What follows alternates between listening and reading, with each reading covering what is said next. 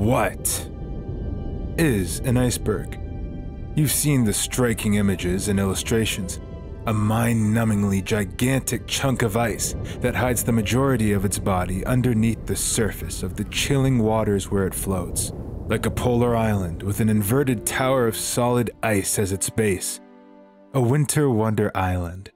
Icebergs are actually a quite interesting wonder of nature, and there's much you probably don't know about them. You probably do know that only 10% of an iceberg is visible above water.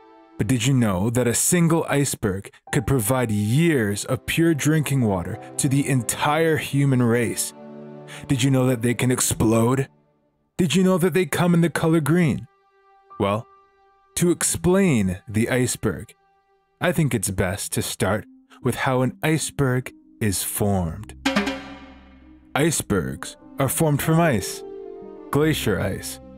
When you go to a part of the world where it snows almost all of the time, the large masses of snow that accumulate on the ground will begin compressing under the sheer force of the weight above. The pressing force combined with the deep freeze temperatures means that snow turns into an incredibly dense ice. Keep up that process for hundreds of years, and a glacier is formed, an incredible mass of ice so dense and hard it's considered a type of rock. Now that brings us to the iceberg. When a chunk of that glacier breaks off, calving it's called, and drops into the ocean, it's an iceberg. As an iceberg is simply a portion of ice that breaks off from a glacier, an iceberg can take many shapes and sizes. Some icebergs are small enough to toss into your glass of lemonade. Other icebergs, well, they're the size of towns, the size of cities. One of the biggest icebergs ever recorded weighed over 9 billion tons and would have contained enough fresh water for everyone on the planet to have a liter of water a day, every day, for over 4 years. And that's just one of the biggest icebergs. As for the shapes an iceberg can take, while no two icebergs are exactly the same, icebergs can be categorized by their basic shape. The tabular iceberg is one of the most interesting to behold. Its top side is perfectly flat, almost as if it was sanded down. It wasn't that long ago that NASA happened upon a tabular iceberg that was so geometrically perfect. It was stunning. Icebergs also come in a sweeping smorgasbord of shades and colors. 3. They come in 3 colors: snow white, a rich aqua blue, and yeah, green. White is the most natural color an iceberg takes, but if the ice itself is compressed enough, the light will refract differently inside of the iceberg and appear blue. Green icebergs are what happens when some algae decides to make the underside of the iceberg its growing place, and then the iceberg flips over. Now, let's talk about where icebergs start out and where they'll move about in the world. If you're gonna go looking for some freshly calved icebergs, you would certainly be heading for either Antarctica or Greenland. Mostly Antarctica, especially for the absolute Brobdingnagian ones. In Antarctica, icebergs calve from the massive ice sheets that dot the border. In Greenland, the majority of icebergs calve off of the Greenland ice sheet that covers a whopping 80%, give or take, of the island. Any other Greenland icebergs likely originate from the Flayed Isblink, a small ice cap in northeastern Greenland. After an iceberg calves off of one of those cold spots and starts a swimming in the deep blue sea, where will it travel? The answer is anywhere it wants. But hey, here are a couple of good examples. The majority of icebergs stay close to home and form some magnificent iceberg colonies together. But if you were to travel in the Canadian springtime to Newfoundland and Labrador and east to Iceberg Alley, you would be standing in one of the greatest iceberg viewing cold spots in the world and see some of the most stunning imagery there is in the natural world.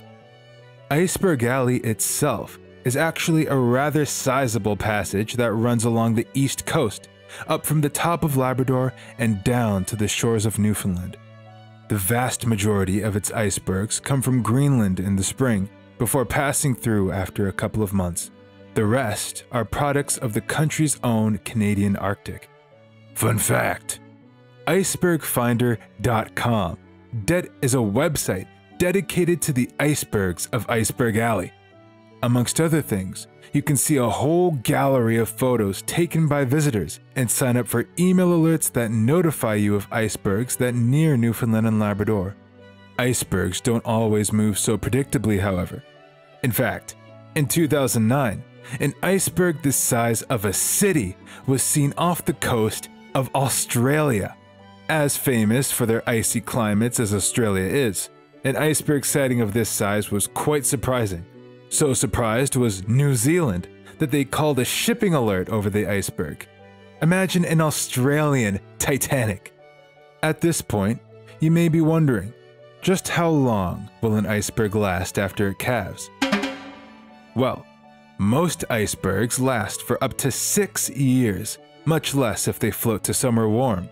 But those icebergs that stick close to home, they're probably older than you. Those ones will last around 50 years. Wouldn't it be cool to go iceberg sighting in Antarctica 1 year, and then come back some 30 years later to visit the same iceberg? And now that we've filled our heads with such rich and exquisite knowledge of icebergs, I think it's time for some fun facts. 3, actually. Fun fact number 1. Icebergs can explode.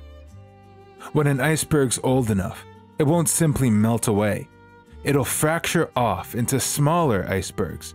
Depending on the shape of the iceberg, this can happen peacefully. In some cases, however, the iceberg will take on a shape that looks like trouble. When that tower of ice collapses, you won't want to be near it. Fun fact number 2. Icebergs have a national watch on them. Ever since the Titanic went down in 1912 to the most famous iceberg of all, you might feel somewhat intimidated by their cold majesty. But don't fear, because the Ice Patrol has you covered. This international force accumulates data from a plethora of sources to monitor the course of icebergs that might cause harm to a passing ship. They tend to keep a particular eye on Iceberg Alley. And, you know, I can't imagine why. Fun fact number 3. Icebergs can form their own ecosystems.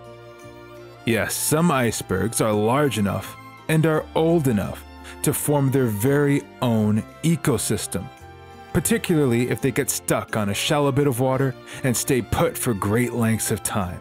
This allows the aforementioned ice algae to grow on the iceberg. Krill will surround the new small landmass, land mini, where invertebrates will come to feed on them. Seabirds, like penguins, are also very fond of using icebergs as places of rest after pulling off a tiring diving trip. Wow, look at how much we know about icebergs now. Take a moment to think about how little you knew about them before, then bring yourself back to the present moment and be in awe of your newfound knowledge. Icebergs, what a chilling product of the natural world. From how they're formed, to their natural habitats, to their long lifespans. What wonderful, wintry winter wonder islands. In conclusion, these polar islands are truly a wonder worth sighting. Where would you go to spot one? Antarctica? Greenland? I know where I'll be. Maybe I'll see you down at Iceberg Alley for the springtime flow. Until then, I'm Fahrenheit, and that was the Iceberg Explained.